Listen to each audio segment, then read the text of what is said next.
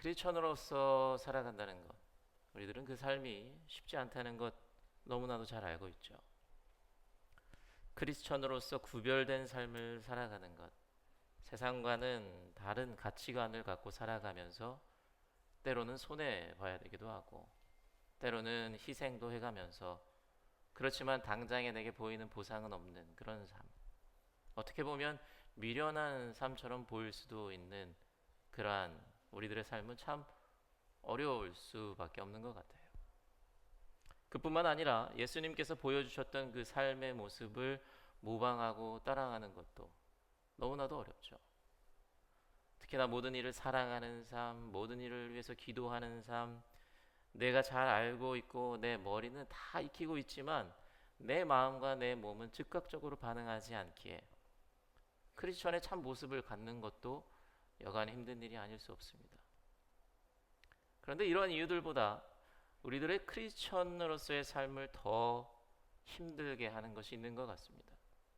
그것은 하나님의 자녀로서 살아가고 믿음을 소유하고 그 믿음을 지키면서 살아가지만 손해보고 희생도 할 수 있고 모든 사람을 사랑할 수도 있고 모든 사람을 위해서 기도할 수도 있지만 그러한 삶을 살아도 여전히 내 삶에 고난이 어려움들이 남아있기 때문인 것 같습니다. 정말 어렵고 힘든 일이지만 내가 믿음을 지키면서 크리스천의 삶을 살아간다면 큰 어려움이 없을 것 같은 기대가 있고 또 지금 마주하고 있는 고난도 사라질 것 같은 희망이 있는데 그 기대와 희망이 이루어지지 않을 때면 크리스천으로서의 삶을 살아가는 것에 대한 후회와 회의도 찾아올 수 있는 것 같아요. 분명 우리들을 지키시고 보호하신다고 약속하신 하나님의 말씀이 있습니다. 하나님께서 우리들의 피난처가 되시고 우리들의 요새가 되어주시고 우리들의 도움이 되어주신다는 약속의 말씀이 있습니다. 그런 말씀들을 늘 기억하면서 믿음으로 살아가죠. 그런데 그 믿음은 내 삶에 고난이 들어오는 것을 막아주지 못하는 것 같아요.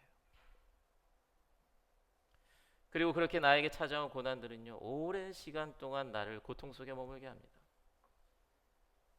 그리고 그 고난의 시간이 커질수록 고통의 크기가 나의 믿음의 크기보다 점점 커져가기도 하고 그러다 보면 오히려 믿음이 없는 사람들보다 더 큰 절망을 경험할 때도 있는 것이 우리들의 삶인 것 같습니다. 게다가 나에게 이러한 고난의 시간이 닥치는 것도 너무 힘들지만 나의 믿음의 동역자가 나와 함께 믿음의 여정을 걸어가고 있는 자가 힘든 시간을 보내고 있는 것을 볼 때에도 우리들의 가슴이 무너지죠. 내가 아끼고 사랑하는 자가 정말 울부짖으면서 하나님께 기도하고 간구하는 것을 아는데 나도 그에게 기도로 힘을 보태주고 있는데 그럼에도 불구하고 그의 상황이 좋아지지 않는 것 보면 내 마음도 믿음도 무너져 내릴 때가 있는 것 같아요. 차라리 믿음이 없다면 희망이라도 없어서 아픔과 실망이 덜할 것 같은데 믿음과 소망이 있다 보니 더 힘든 것 같다는 생각이 들기도 합니다. 그러다 보니 우리 크리스천의 삶이 정말 힘들 수밖에 없다라는 것을요 인정할 수밖에 없는 것 같아요. 그런데 정말 신기한 것은요, 그렇게 힘든 삶임에도 불구하고 절망하면서 믿음을 포기하는 크리스천들은 찾아보기가 정말 힘들어요. 정말 절망스러운 순간에 있으면서도 고난의 고난이 그 고난에 또 다른 고난이 겹쳐 있음에도 불구하고 하나님께서 정말 나를 돌봐주시는 걸까? 하나님께서 정말 나를 알고 계시는 걸까? 하는 생각이 들면서도 끝까지 하나님을 찾고 기도하고요. 그들의 믿음을 갖고 어려움을 이겨내려고 하시는 크리스천들 정말 주변에 많이 보게 됩니다. 최근에도요 한 후배 목사님에게 전화가 왔어요. 처음에는 그냥 가볍게 서로 안부를 주고받다가 점점 깊은 이야기를 하게 됩니다. 그러다 보니 목사님께서 지금 너무 힘든 시간을 겪고 계신다는 사실을 알게 됐어요. 몸도 마음도 영혼도 너무 아프고 목회도 너무 힘들다는 거예요. 참 많이 안타까웠습니다. 내가 잘 아는 후배 목사님이 어려움의 순간을 보내고 있다는 이야기를 들으니까 참 가슴이 아프더라고요. 그렇다고 제가 도움을 줄 수 있는 것도 아니에요. 그러다 보니 더 답답합니다. 그래도 이야기를 잘 들어주면서 해줄 수 있는 최선의 위로를 해주면서 긴 시간 통화했어요. 그러다가 대화의 마지막 쯤에 가서 그 목사님이 저에게 이야기하는 거예요. 목사님, 그래도 하나님의 뜻이 있겠죠. 그래도 하나님의 계획하심으로 제가 이끌림 받고 있는 것 같습니다. 목회를 포기할 법도 해요. 하나님을 원망할 법도 한데 끝까지 하나님을 찾고 붙잡습니다. 그런 목사님의 믿음을 보게 되니까요, 감사하기도 하고 또 그 목사님을 더 존중하게 되더라고요. 사실 저는 하나님의 뜻이 있을 겁니다, 하나님의 계획이 있을 겁니다, 이 말을 함부로 하지 못해요. 하나님의 섭리를 인정하는 믿음의 고백이죠.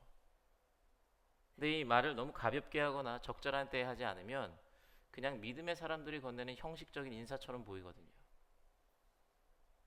게다가 잘못 말하게 되면 그냥 막연한 믿음처럼 보이기도 하고, 그러한 상황을 너무 지나치게 긍정적으로만 바라보는 모습처럼 보일 때가 있기 때문에 하나님의 뜻이 있겠지, 하나님의 계획이 있을 거야 라는 말을 그날도 너무 하고 싶었지만 제가 쉽사리 꺼내지 못하고 있었어요. 그런데 그 순간 그 목사님이 이야기하는 것은 들어보니 막연한 믿음이 아니었습니다. 상황을 지나치게 긍정적으로 바라보는 것도 아니었어요. 가볍게 들리지도 않았고 형식적인 믿음의 인사처럼 들리지도 않았습니다. 그분의 고백에서 느껴진 것은 정말 흔들리지 않는 하나님을 향한 확고한 신뢰처럼 들렸어요. 뭐 하나님의 뜻이 있겠죠, 이것도 하나님의 계획이겠죠, 이게 아니라 하나님께서는 분명히 저를 향한 큰 계획을 갖고 계실 겁니다. 하나님께서는 나를 지켜주시고 보호해주시는 분이셔서 제가 계속 하나님을 믿고 의지합니다. 하나님께서는 하나님을 위해 일하시는 저를 결코 그냥 두지 않으실 겁니다 라는 믿음이 저에게는 보였어요. 저도 그런 믿음이 있죠. 저도 목사인걸요. 당연히 있습니다. 그런데 후배 목사님의 그 믿음을 보면서 다시 한번 하나님을 의지하고 하나님을 온전히 신뢰하며 그분의 도우심을 구하는 그 고난과 어려움을 마주하고 이겨내는 그 믿음에 대해서 제가 다시 한번 생각해 보게 되었어요. 그러면서 말씀을 보는데요, 오늘 시편 91편의 말씀이 그러한 하나님의 도우심을 어떻게 구할 수 있는지, 그리고 하나님의 도우심이 우리의 삶에서 어떠한 모습으로 일하시는지 알려주었습니다. 오늘 말씀을 읽으면요, 어떻게 하면 이런 하나님을 만날 수 있을까, 이런 하나님을 정말 매일같이 만나면 좋겠다 하는 그러한 바람과 기대를 갖게 해줍니다. 왜냐하면 오늘 시편 91편이 묘사하고 있는 하나님의 모습은 우리들이 이 땅에서 살면서 하나님에게 가장 크게 소원하는 모습이기 때문일 것 같아요. 하루라도 조용한 날이 없고 이따금씩 우리들에게 찾아오는 큰 위기와 문제들, 나와 내 가족들 그리고 나의 친구들과 사랑하는 사람들을 무너뜨리는 일들을 때때로 마주할 수밖에 없는 우리들에게 큰 힘이 되어주시고 큰 도움이 되어주시는, 어쩌면 인생의 고난에 유일한 답이 되어주시는 하나님의 모습이 바로 오늘 말씀에 등장하기 때문에 오늘 이 시편 91편의 말씀은 우리들에게 큰 힘과 위로가 되어주고 또 소망이 되기도 합니다. 오늘 시편 91편의 화자가 이야기하죠. 나의 피난처 되시고 나의 요새 되시고 내가 의지하는 하나님께서 너를 도우실 거라고. 너가 하나님의 보호를 받으며 하나님의 그늘 아래 머물게 될 것인데, 그렇게 하나님의 보호하심과 하나님의 날개 아래 거하게 되면 사냥꾼의 덫에서 빼어주시고 죽을 병에서 건져주시고 방패와 갑옷이 되어주실 것이다 라고 이야기해요. 그리고 밤에도 낮에도 너가 두려워할 것도 무서워할 것도 없고 연병도 재앙도 두려워하지 말라 라고 분명히 이야기하고 있습니다. 이런 설명을 보면 그의 백성을 지켜주시고 보호해 주시는 하나님의 모습, 그리고 모든 역경과 고난을 해결해 주시는 하나님이 그려져요. 분명히 하나님께서는 우리들의 삶에서 우리들에게도 이런 분이 되어주십니다. 오늘 시편이 이야기한 것처럼 하나님께서는 나의 피난처가 되어주시고 나의 요새가 되어주시고 내가 의지할 분이 되어주시고 나의 도움이 되어주십니다. 그 사실을 우리들이 너무나도 잘 알고 있고 믿고 있고 또 체험했기 때문에 우리들은 이러한 하나님을 기대하고 소망하죠. 오늘도 나를 지켜주시기를. 지금 겪고 있는 문제를 하나님께서 해결해 주시기를 바라며 믿음으로 하루하루 살아갑니다. 그런데 이런 하나님을 여러분 매일같이 체험하고 계십니까? 나의 피난처 되시고 나의 도움 되시고 나를 지켜주시는 하나님의 은혜를 매일같이 경험하고 계십니까? 물론 사람마다 차이가 있겠지만 우리가 이러한 피난처 되시는 하나님을 소망한다는 것 자체가 어쩌면 우리가 이런 하나님을 매일같이는 경험하지 못하고 있다는 사실을 반증하고 있을 겁니다. 좀 전에도 이야기했지만 하루도 조용한 날이 없고요. 때때로 찾아오는 고난들이 우리들에게 있다는 것은 우리들의 방패요 갑옷이 되어주는 하나님을 매일같이 체험하지 못하기 때문에 그러한 하나님을 소망하는 것이겠죠. 분명 하나님은 나의 피난처시고 나의 도움이시고 나의 요새신데 우리들의 삶에는요 끊임없이 덫이 놓여져 있는 것 같고요. 이따금씩 큰 병에 걸려 너무 고생하고요. 이외에도 많은 일들이 우리들 두려움에 몰아넣곤 합니다. 나를 지키신다고 하신 하나님의 말씀이 꼭 나에게는 해당되지 않는 것처럼 느껴져요. 근데 우리들이 절대로 놓쳐서는 안 되는 것이 있습니다. 오늘 말씀을 읽다 보면 우리가 다 읽지는 않았지만 시편 91편 1절부터 13절까지는 이 시편의 화자가 고백하는 하나님이에요. 근데 14절부터는 하나님께서 직접 하시는 말씀입니다.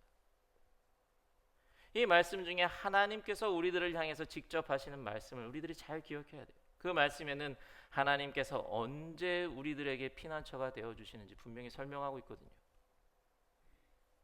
14절에 보면 하나님께서는 이렇게 말씀하십니다. 그가 나를 간절히 사랑하니 내가 그를 건져주겠다. 그가 나의 이름을 알고 있으니 내가 그를 높여주겠다라고 말씀하셔요. 우리가 외칠 수는 있어요. 하나님 나의 피난처입니다. 나의 요새입니다. 그렇게 고백은 할 수 있어요. 그렇게 알고 있을 수 있고 그런 하나님을 그러한 분이라고 믿을 수는 있습니다. 그런데 오늘 말씀을 보면 이 고백이 우리들의 고백이 하나님의 일하심을 결정하는 건 아니에요. 하나님께서 건져주시고 하나님께서 높여주시는 사람은 내가 결정하는 것이 아니고 내 고백이 결정하는 것도 아니에요. 하나님의 도우심은 하나님께서 결정하시는 거예요. 그런데 그 결정이 무엇에 달려 있습니까? 하나님을 간절히 사랑하고 하나님의 이름을 알고 있을 때, 그때 하나님이 건져내시고 그때 하나님께서 높이신다고 분명히 말씀하고 계셔요. 하나님을 사랑한다는 것 우리들이 여러 가지 의미로 이야기할 수 있습니다. 그런데 여기서 사랑한다라고 할 때 쓰인 히브리어는 하샤크라는 단어예요. 근데 이 하샤크는요, 묵다, 매달리다, 애착하다, 사랑하다 이런 의미를 갖고 있어요. 근데 이 단어가 원래는요, 무언가를 단단히 묵다, 연결되다라는 물리적 의미를 갖고 있었어요. 근데 그 의미가 확장되면서 마음으로 묶이고 정서적으로 애착하고 사랑한다까지 그 의미까지 확장되어 간 거예요. 그러니까 여기서 말하는 하나님을 사랑한다는 것은 하나님을 향한 단순한 좋아함이 아니라 하나님께 몸도 마음도 영혼도 단단히 묶여 있는 것, 하나님께 붙잡혀 있는 상태, 하나님의 사랑과 하나님의 말씀에 묶여 있는 상태, 하나님께서 원하시는 믿음의 모습으로 살아가는 것을 말씀하고 있는 거예요. 하나님께서 어떠한 자를 위기에서 건져내 주십니까? 하나님께 꽁꽁 묶여 있는 자예요. 하나님의 말씀에 사로잡혀서 하나님께 온전히 나를 내어드릴 수 있는 자, 하나님의 뜻대로 나를 깎아낼 수 있는 그런 자를 말씀하시는 거예요. 우리들에게 이 모습이 있을 때 하나님께서는 우리를 고난 중에서 건져내 주신다고 약속하고 계셔요. 그리고 하나님께서는 또 한 가지를 말씀하시죠. 하나님의 이름을 알고 있기에 그를 높여주시겠다고 말씀하셔요. 하나님의 이름을 아는 자를 말씀하십니다. 여러분들 가끔 들어보신 단어일 거예요. 여기서 알다를 표현한 히브리어 단어는요, 야다라는 단어입니다. 이 야다는 지식적으로 아는 것을 말하는 게 아니에요. 관계적으로 경험하고 인격적으로 아는 것을 뜻합니다. 그리고 구약에서 이름을 가지는 의미가 적지 않잖아요. 여기서 이름을 안다는 것은 하나님의 인격과 성품과 능력과 일하심을 경험하면서 그와 가까운 관계를 맺어가는 것. 그리고 하나님께서 요구하신 그 언약 백성과의 관계를 생각하면 하나님을 나의 유일하신 하나님으로 믿고 의지하는 그 관계를 이야기하는 거예요. 그러니까 하나님의 이름을 아는 자, 그것은 유일하신 하나님을 경험하면서 그분만을 믿고 그분만을 의지하는 삶을 의미합니다. 그렇게 하나님을 믿고 의지하는 자를 하나님께서는 어려움 가운데서 높여주신다고 이야기하시는 거예요. 주님을 사랑하고 그의 이름을 아는 자, 하나님은 이러한 자를 건져주시고 높여주십니다. 혹시라도 우리 성도님들 중에 어려움을 겪고 계신 성도님들 계십니까? 하나님의 건져내심과 하나님의 높여주심이 지금 절실히 필요한 분 계십니까? 만약 계시다면 하나님께 단단히 나의 몸과 마음과 영혼을 묶으시고 우리들의 삶 속에서 하나님을 느끼고 경험하면서 오직 한 분 되신 하나님만 믿고 의지하는 자가 되시기 바랍니다. 그렇게 주님을 사랑하고 그의 이름을 아는 자가 되어서 여러분을 위기 속에서, 고난 속에서, 어려움 속에서 건져내시고 높여주시는 하나님을 경험하고 체험하시는 우리 모두가 되기를 바랍니다. 정말 중요한 것도 하나는요, 제가 지금 이렇게 이야기한다고 해서 어려움을 겪고 있는 분들은 하나님을 사랑하지 않고 하나님을 믿지도 않고 하나님을 의지하는 게 아니다 라고 생각하시면 안 돼요. 왜냐하면 하나님께서 오늘 말씀하신 것 중에 우리들이 또 기억해야 되는 게 있거든요. 하나님의 도우심을 이야기할 때 방금 이야기한 것처럼 하나님이 언제 우리를 도와주시는지도 중요하지만 하나님께서 어떠한 모습으로 우리들에게 다가오시는지도 중요해요. 여러분, 근데 오늘 이 시편 91편의 말씀을 생각하면 떠오르는 일화가 하나 있는데, 프랑스에 한 군인이 있었습니다. 피터라는 군인이었어요. 오래전에 이제 전쟁 중에 이제 군인으로 파견돼서 복무를 하고 있었는데, 하루는 일과를 마치고 이제 복귀하는 중에 적군이 부상으로 쓰러져 있는 걸 본 거예요. 그래도 지금 가면 살릴 수 있다는 생각에 적군을 향해서 갑니다. 아주 위험한 지역임에도 불구하고 갔어요. 정말 다행히도 그 부상자를 일으킬 수 있었고 데려올 수 있었고 병원으로 이송시켰습니다. 그러고 나서 이제 부대로 복귀해요. 이제 군복을 벗고 옷을 갈아입으려고 하는데 가슴이 아픈 거예요. 그래서 왜 그런가 봤더니 가슴에 총을 맞았어요. 정말 다행인 것은 가슴에 항상 갖고 다니고 있었던 성경책이 있었습니다. 성경책을 열어보니까 시편 91편 11절의 말씀이 있는 부분까지만 총알이 관통했었다고 해요. 그래서 그 이제 자신의 간증을, 자신의 그 겪었던 일을 막 많이 간증하고 다니셨던 그런 군인이신데, 그래서 오늘 그 이야기에 등장한 시편 91편 11절의 말씀이 뭐냐? 제가 읽어드릴게요. 그가 천사들에게 명하셔서 너가 가는 길마다 너를 지키게 하실 것이니 라고 말씀하고 있어요. 정말 큰 은혜죠. 이러한 은혜는 우리들에게 정말 완벽한 보호하심일 겁니다. 그런데 그와 동시에 우리들을 시험에 빠지게 할 수 있는 위험한 말씀이기도 해요. 여러분, 공관복음에 보면 예수님께서 공생애를 시작하시기 전에 마귀에게 시험 받는 장면이 있죠. 그때 성전 꼭대기에 데려가서 마귀가 떨어져 보라고 해요, 예수님한테.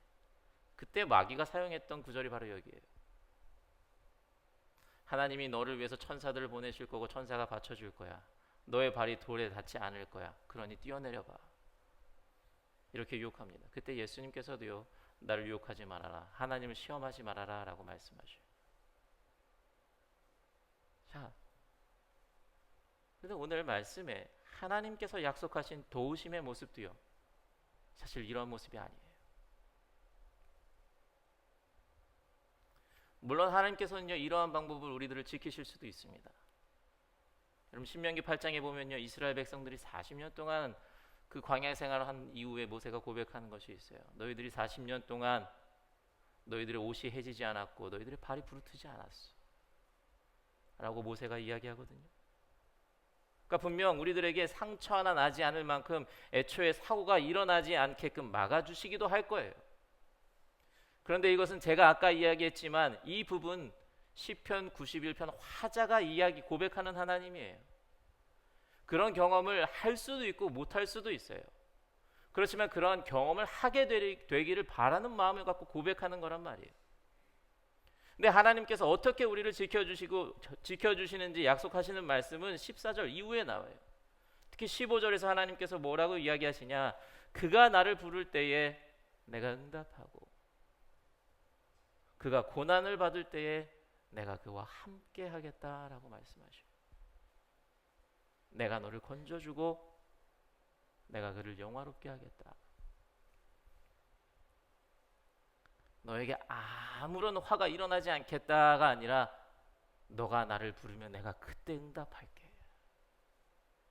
아무도 너의 손끝을 건드리지 못하게 하겠다 이게 아니라 너가 어려움 중에 있을 때 내가 함께 할게 라고 약속하고 계신다고요. 천사를 불러서 대신 일하게 하시는 하나님이 아닙니다. 천사를 보내놓고요 내가 관여하지 않겠다 이게 아니라 너가 나를 부르기만 하면 내가 당장 달려갈게. 내가 당장 응답할게. 멀리서 내가 관망하는 것이 아니라 너의 고난에 내가 항상 함께 할게. 내가 너의 고난의 자리에 내가 함께 할게. 내가 너의 옆에 내가 함께 있을게. 하나님의 약속은 이거예요. 하나님의 도우심은 이거예요.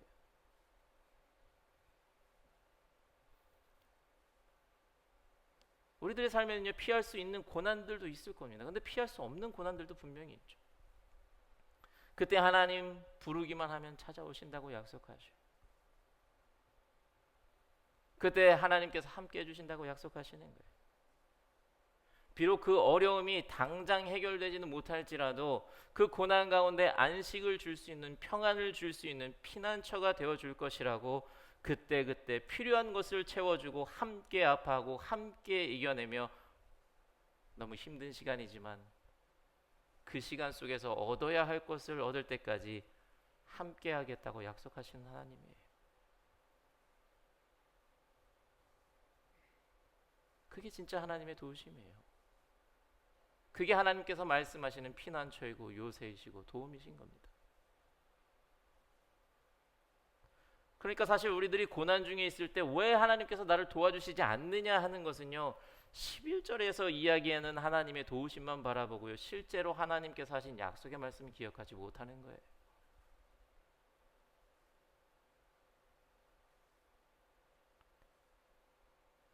여러분 제가 이야기했는지 모르겠어요.